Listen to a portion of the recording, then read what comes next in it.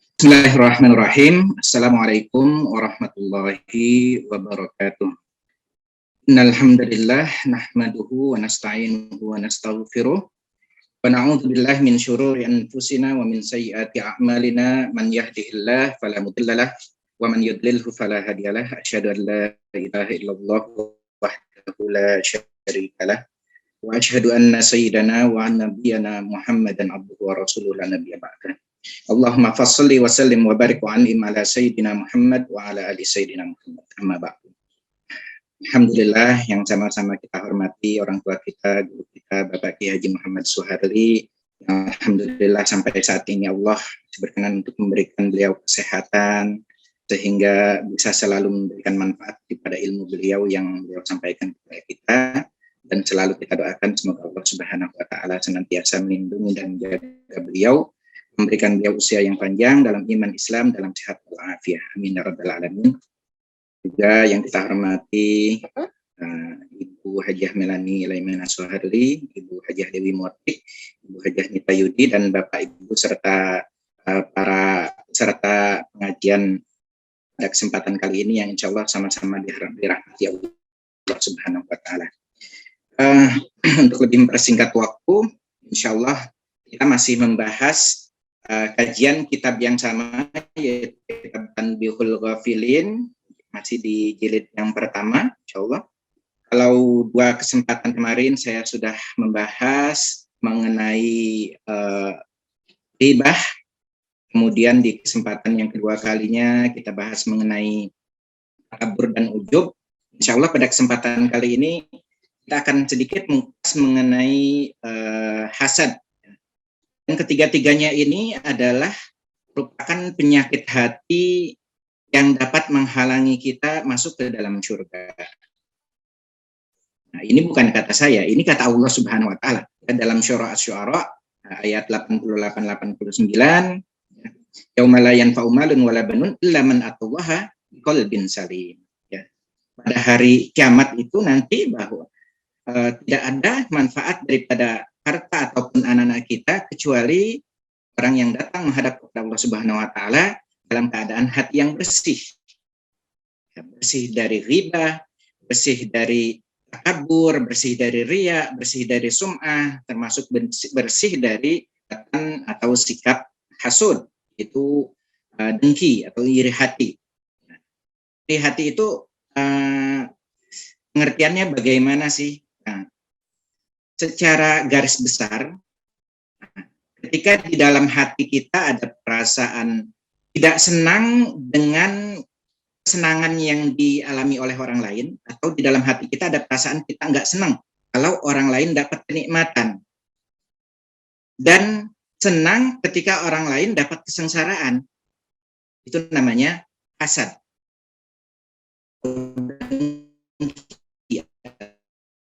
Iri hati. Dan ini perbuatan, termasuk perbuatan yang dapat menghalangi kita ke dalam surga. Kenapa? Karena perbuatan hasud itu sama seperti riba, ya. Dia akan memakan kebaikan kita. Sebagaimana dicantumkan dalam hadis Rasulullah Shallallahu Alaihi Wasallam riwayat Abu Daud, ya. Rasulullah Shallallahu Alaihi Wasallam mengatakan iya hasad, innal hasada yakulul hasanati kama takulun narul haqqo. Jauhilah oleh kamu perasaan dengki, perasaan iri hati, hasad. Karena hasad itu bisa memakan kebaikan yang sudah kita lakukan. Seperti api yang memakan kayu bakar, hangus, sama sekali tidak tersisa kebaikan yang kita lakukan. Mengapa perkara hati ini jadi penting untuk kita bahas? Karena tadi perbuatan-perbuatan yang sudah saya sebutkan tadi, riba, sum'ah, takabur, ujub, riya, hasud, semua perbuatan-perbuatan ini, semua penyakit-penyakit hati ini dapat memakan kebaikan yang sudah kita lakukan, dapat menghanguskan kebaikan yang sudah kita lakukan, dapat menghanguskan amal ibadah yang sudah kita lakukan. Jadi penting untuk kita bahas. Jangan sampai kita sudah melakukan ibadah yang demikian baiknya, kita berusaha maksimal melakukan ibadah, seperti tadi sudah sedikit dibahas oleh Bapak Kiai Muhammad Suharli, malam harinya baca zikir ya latif 16.641 kali, kemudian pagi harinya berghibah, kemudian pagi harinya punya perasaan hasud kepada orang lain, nggak senang dengan kebaikan yang diterima oleh orang lain, dengan nikmat yang diterima oleh orang lain, maka hanguslah ibadah yang sudah kita lakukan tersebut. Jadi benar-benar harus kita perhatikan. Ya. Bapak Ibu sekalian, mengenai hasud ini tadi sudah saya sampaikan, hadisnya hadis yang sahih diriwayatkan oleh Abu Daud, bahwa Rasulullah SAW mengatakan bahwa kita harus menjauhi sikap hasud ini karena hasud dapat memakan kebaikan sebagaimana api memakan kayu bakar. Ada satu perkataan dari Imam Hasan Al-Basri yang sangat bagus untuk kita coba renungkan, ya, juga tercantum di dalam kitab Tanbihul Ghafilin di halaman 288, mana Imam Hasan Al-Basri mengatakan, ya, bahwa wahai anak Adam, maksudnya kepada kita, ya, beliau menyampaikan kepada kita, wahai anak Adam, wahai manusia, kenapa kamu merasa dengki kepada saudaramu? Jika saudaramu itu dikaruniai kemuliaan oleh Allah, maka kenapa kamu merasa dengki kepada orang yang dimuliakan oleh Allah? Dan jika orang yang kita hasud itu bukanlah orang yang baik atau orang yang jahat, maka tidak sepantasnya kamu merasa dengki kepada orang yang akan masuk neraka. Jadi nggak ada alasan bagi kita untuk melakukan perbuatan hasud. Ada rasa iri, ada rasa dengki di hati kita pada siapapun jenisnya manusia. Ketika kita menghasud atau merasa dengki atau iri hati kepada orang yang baik, maka apa alasan kita merasa iri atau dengki kepada dia, padahal dia adalah orang yang dimuliakan oleh Allah? Kenapa kita merasa dengki kepada orang yang dimuliakan oleh Allah? Dan ketika orang yang kita dengkikan itu adalah orang yang tidak baik, untuk apa kita merasa dengki atau iri kepada orang yang merupakan calon penghuni neraka? Nah, ini perkataan Imam Hasan Al-Basri. Dan juga ada perkataan ulama yang bagus sekali, bahwa kita harus menghilangkan perasaan dengki dari dalam diri kita, perasaan hasud, iri hati dari diri kita. Karena hasud itu adalah dosa yang pertama yang dilakukan di langit dan dosa yang pertama dilakukan di bumi. Yang pertama dilakukan di langit oleh siapa? Itu oleh iblis. Iblis merasa dengki, merasa iri hati kepada manusia. Karena Allah ciptakan manusia untuk menjadi khalifah. Iblis merasa dengki, iri hati kepada manusia. Sehingga dikatakan, diabadikan oleh Allah SWT dalam Al-Quran, khalaqtani min narin wa khalaqtahu min tin. Engkau ciptakan manusia dari tanah, sedangkan engkau ciptakan aku dari api. Untuk apa aku bersujud kepada manusia? Kemudian perbuatan dosa pertama yang dilakukan di bumi itu adalah hasud, adalah perbuatan hasud yang dilakukan oleh Habil terhadap saudaranya Habil, sehingga karena hasudnya, karena iri hatinya, sehingga akhirnya Habil pun membunuh saudaranya yaitu Habil. Nah, Bapak Ibu sekalian yang dirahmati Allah Subhanahu wa taala, ada satu kisah menarik mengenai dengki ini, ya, mengenai perasaan atau mengenai dampak atau bagaimana seandainya kita sudah membebaskan diri kita dari perasaan dengki. Ya. Jadi diriwayatkan oleh Anas bin Malik bahwa suatu ketika mereka sedang duduk-duduk bersama Rasulullah Shallallahu Alaihi Wasallam dalam sebuah majelis, tiba-tiba Rasulullah berkata kepada para sahabatnya, "Wahai sahabatku, sebentar lagi akan masuk ke dalam masjid ini seorang ahli surga. Ia menenteng sandal di tangan kirinya. Tidak lama kemudian masuklah ada seorang yang sudah separuh baya masuk ke dalam masjid dengan ciri-ciri yang disampaikan oleh Rasulullah, yaitu dia memegang sandal di tangan kirinya. Tapi yang para sahabat herankan adalah yang masuk ini ternyata bukan sahabat utama. Yang masuk orang biasa, kan bukan seorang ulama, bukan seorang ahli ibadah atau sahabat-sahabat utama Rasulullah. Tapi Rasulullah mengatakan kalimat ini sampai 3 kali. Esokan harinya beliau sampaikan lagi, wahai para sahabatku, akan masuk ke dalam masjid ini seorang ahli surga. Dia menenteng sandal di tangan kirinya. 3 kali Rasulullah sampaikan berturut-turut selama 3 hari. Akhirnya seorang ulama bin As, ya, beliau saking penasarannya, kenapa orang ini bisa dikatakan oleh Rasulullah SAW sebagai calon penghuni surga, sebagai ahli surga.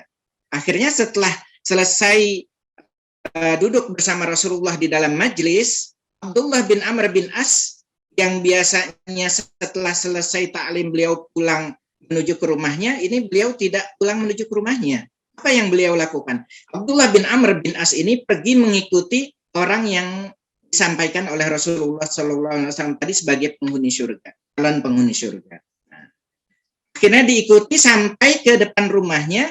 Ketika sudah sampai di depan rumah si orang yang masuk ke dalam masjid tadi yang dikatakan sebagai calon penghuni surga, beliau minta izin kepada si orang tadi untuk bisa bermalam di rumahnya. Tujuannya apa? Tujuan Abdullah bin Amr bin As adalah untuk melihat apa sih amaliyah yang dilakukan oleh si orang tadi sehingga Rasulullah bisa menyampaikan bahwa orang itu adalah calon penghuni surga. Selama 3 malam, beberapa malam Abdullah bin As tidak melihat aktivitas ibadah yang menonjol yang dilakukan oleh si ahli surga tadi. Ahli surga tadi hanya mengerjakan ibadah seperti biasa yang dilakukan oleh para sahabat yang lain. Sebelum tidur beliau membaca doa, beliau salat sunnah, kemudian ketika beliau sudah akan memejamkan mata, beliau berdoa mohon kepada Allah Subhanahu wa Ta'ala. Cuma itu aja. Ibadah yang lain ibadah yang biasa dilakukan sehari-hari. Tidak ada yang menonjol. Ya. Sehingga akhirnya Abdullah bin Amr bin As ini penasaran, wahai sahabatku, apakah amalan kamu yang kamu lakukan sehingga kok Rasulullah menyampaikan kepada kami para sahabat beliau bahwa engkau adalah calon penghuni surga. Maka si ahli surga tadi mengatakan kepada Abdullah bin Amr bin As, menjawabnya, kamu lihat sendiri selama menginap di tempat aku, di rumah aku, tidak ada amalan ibadah yang menonjol yang aku lakukan. Akhirnya Abdullah bin Amr bin As berniat untuk pulang karena beliau tidak menemukan amaliyah utama yang dilakukan oleh si calon penghuni surga yang dikatakan oleh Rasulullah tadi. Tapi sebelum Abdullah bin Amr bin As berjalan meninggalkan rumah itu, si calon penghuni surga yang dikatakan oleh Rasulullah SAW tadi memanggil kembali Abdullah bin Amr bin As dengan mengatakan kepada Abdullah bin Amr bin As, amalku memang hanya seperti apa yang kamu ketahui dan apa yang sudah kamu lihat. Hanya saja aku tidak pernah merasa dengki atau iri hati kepada seorang pun di antara umat Islam atas nikmat Allah yang sudah dikaruniakan kepada mereka. Jadi ternyata amalan yang dilakukan oleh si calon penghuni surga tadi adalah satu hal, bahwa sebelum tidur beliau bersihkan hatinya. Sama sekali tidak ada perasaan dengki, sama sekali tidak ada perasaan hasud, sama sekali tidak ada perasaan iri hati terhadap saudara-saudaranya sama muslim. Ternyata amalia inilah yang bisa membawa si ahli ibadah tadi masuk ke dalam surga. Bukan dengan ibadahnya yang luar biasa, bukan dengan ibadahnya yang luar biasa, bukan dengan sholat tahajudnya yang luar biasa, bukan dengan sedekah yang luar biasa, tapi dengan bersihnya hati beliau dalam menjaga agar jangan sampai ada perasaan hasud di dalam dirinya. Wallahu a'lam bishawab.